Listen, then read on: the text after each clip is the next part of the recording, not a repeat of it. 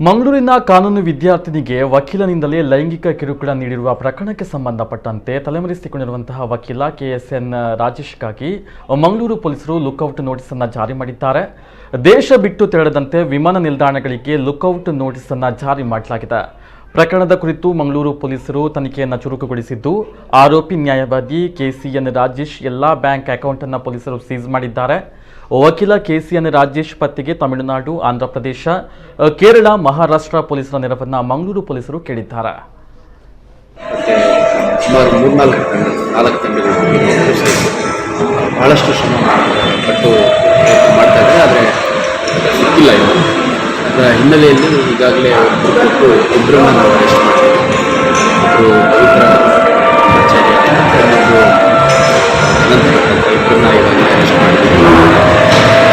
ಅದರ ಜೊತೆಗೆ ಬೇರೆ ಬೇರೆ ಕ್ರಮಗಳನ್ನು ಕೂಡ ನಾವು ಅದರಲ್ಲಿ ಕೈಗೊಳ್ಳುತ್ತೇವೆ. ಅದರಲ್ಲಿ ಇವತ್ತು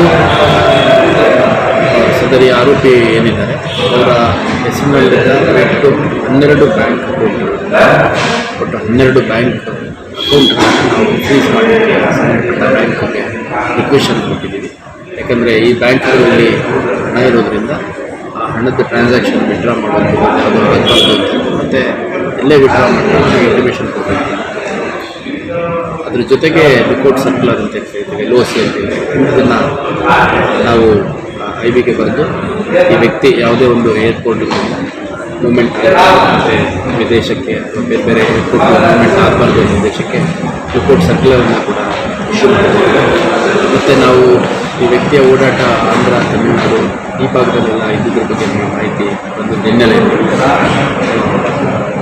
ಕನ್ನಡ, ಮಲಯಾಳ, ತೆಲುಗು, ತಮಿಳು, ಹಿಂದಿ ಮತ್ತು ಇಂಗ್ಲೀಷ್ ಒಟ್ಟು 6 ಭಾಷೆಗಳು ನಾವು ಸಂಬಂಧಪಟ್ಟ ರಾಜ್ಯಗಳ ಪೊಲೀಸ್ ಕಚೇರಿಗಳಿಗೆ ಈ ವ್ಯಕ್ತಿಯ ಬಗ್ಗೆ ಮಾಹಿತಿಯನ್ನು ಕೊಟ್ಟು ಆ ವ್ಯಕ್ತಿ ಎಲ್ಲೇ ಕಂಡುಕೊಂಡು ನಮಗೆ ಮಾಹಿತಿಯನ್ನು ಕೊಡಬೇಕು. ತನಿಖಾಧಿಕಾರಿ ಮತ್ತು ನಮ್ಮಗಳ ಕಮ್ಯುನಿಕೇಷನ್ ಮಾಡಿದ್ದಾರೆ. ಸೊ ಆದಷ್ಟು ಬೇಗ ಈ ವ್ಯಕ್ತಿಯನ್ನು ಅರೆಸ್ಟ್ ಮಾಡಬೇಕು.